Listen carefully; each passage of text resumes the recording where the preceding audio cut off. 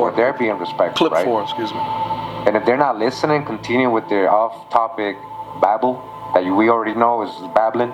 Just time them out for 24 hours. Time them out for Don't 24 block them, hours. you know, if they're being respectful. He's now, blocking. if they get disrespectful, get them out of here. Right? If they're not listening, trying to, you know. Now understand this. These people are responding to what he's saying. They're not speaking off topic. They're just giving other information that he doesn't want to hear. So he's saying that they're being disrespectful when they're really not there. He just said he opened up the video to do chat, for people to chat with him. Now he's timing people out for 24 hours. It's called hypocrisy. If you didn't want to hear from people, just do the video. Don't invite people and then when they say stuff you don't like, block them out. That's not moral or ethical, as according to the indigenous nations living off love, peace, and truth. That's not loving. It's not peaceful, and it's not truthful.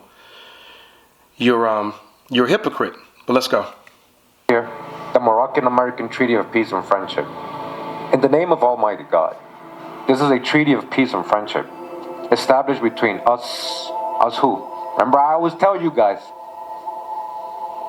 that everybody's us and everybody's we is not the same. So between us and the United States of America. So when they say us, they mean Morocco. An actual country in Africa.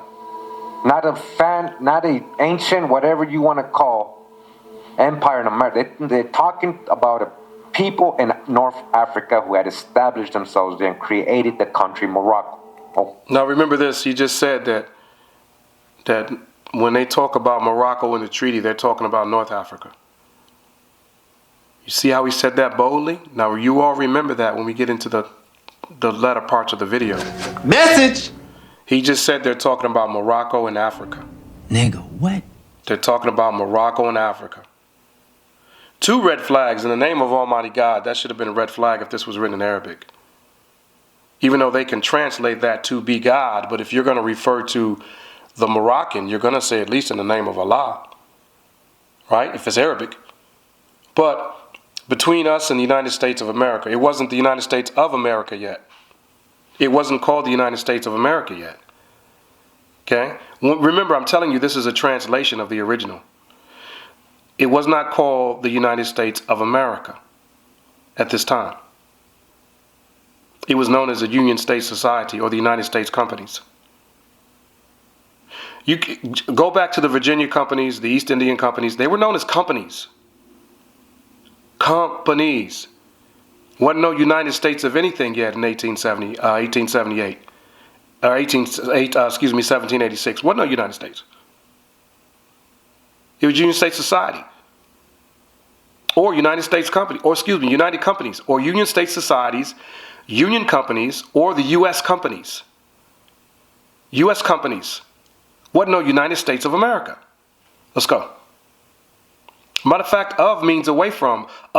This refers to, the United States of America refers to the Constitution of 1871, which was the corporate constitution.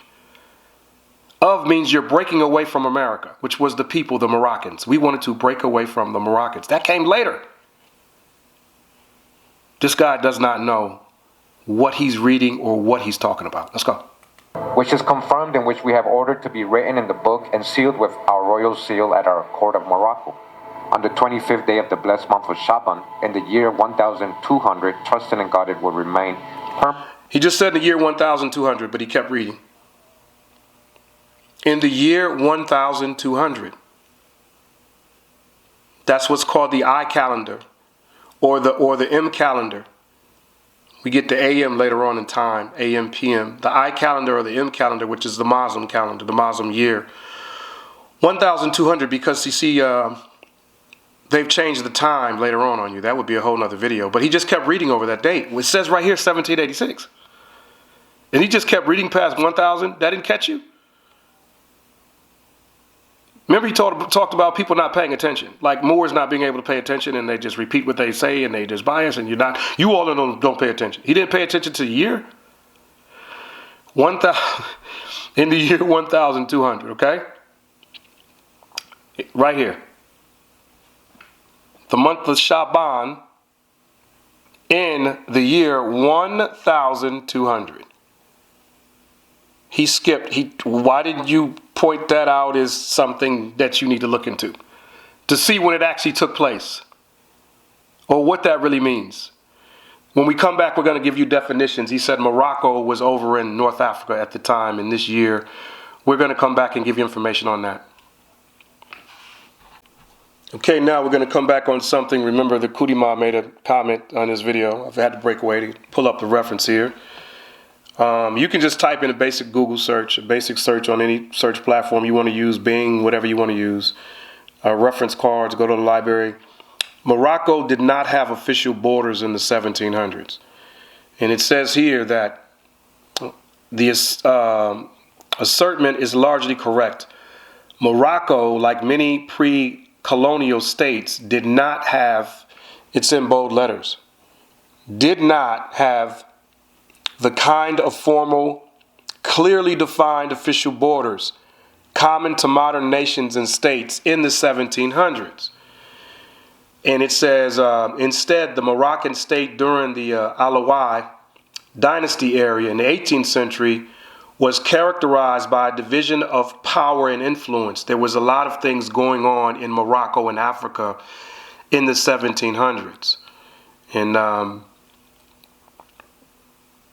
it goes on to talk about more of some of the conflicts and what was, it covers the blend of, it says Makazim, land of the strong house. And it talks about, there were the regions, primarily the major cities. It talks about Fez, Marrakesh. And the surrounding plains where the Sultan's central authority and tax collection were effectively exercised. So it's really talking about limited areas within, but they had no official borders and boundaries in the 1700s. And a basic Google search can show you that information. Now, a nation that doesn't have a nation that doesn't have defined borders is not considered to be sovereign. So they can't make any treaty with anyone. Remember, he said that Morocco was over in Africa, that it wasn't in America, that it was over in Africa. And a lot of the Moors are telling you that Morocco was the Americas.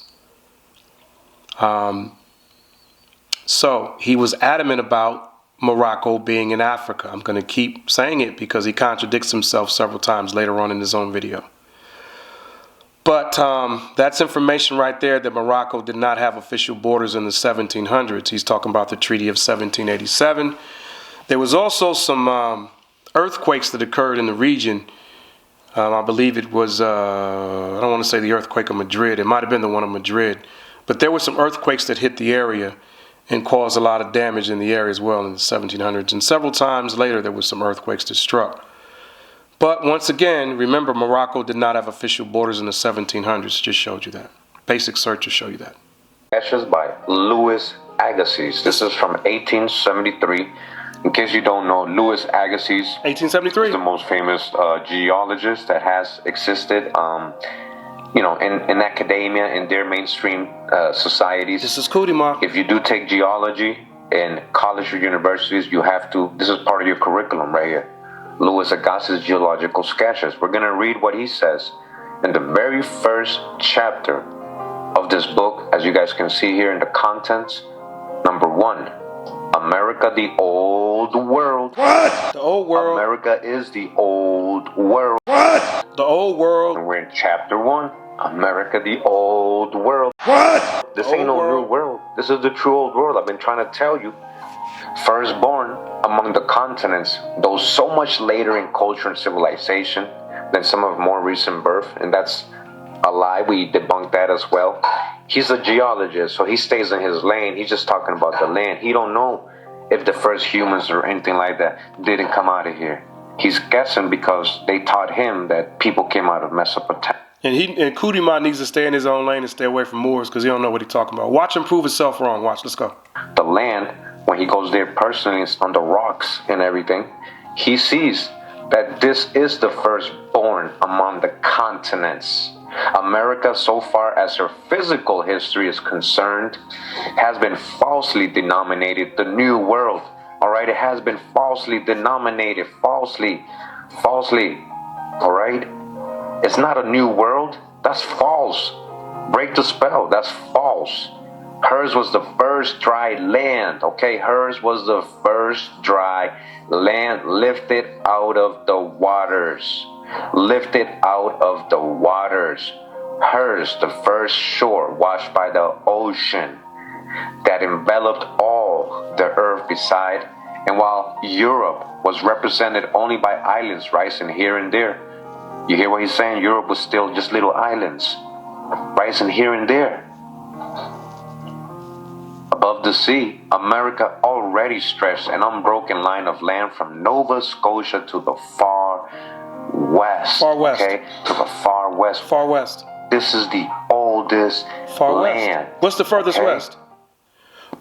Okay, what is the furthest west in Arabic? It is the Al-Maghrib Al-Aqsam, which means the furthest west, which is Morocco. The furthest west was known as Morocco, which is the Americas. He just said it was the furthest west. Far west. We're going to come back more. Still dealing with Morocco, where Morocco was. Let's go. Dealing with the treaty, so we got to find out where Morocco was. A bit more information on Morocco. Moroccan independence. Morocco finally gained independence from France on March 2nd, 1956, and from Spain shortly after. The key national celebration commemorates the return of the Sultan Muhammad from exile on November 18th, 1955, which is considered the catalyst for independence, and it goes into Freemasonry's role. Freemasonry had a presence in colonial Morocco, and that's referring to current Morocco, with both colonial elites and some Moroccan nationalists as members. Some prominent Moroccans used Masonic networks to build relationships with Europe. Wait a minute, but I thought they were already had given Europe all these relationships back in 1787, Kuirmeo. Why would they need to build relationships with Europe in, 1955? They should have already had relationships with Europe. Since you're saying the Treaty of Peace and Friendship was about them aligning with Europe and giving Europe powers to colonize everywhere and go into the Americas and to rape and pillage, it just says here that some prominent Moroccans used Masonic networks to build relationships with European political figures and further the nationalist cause. Post-independence.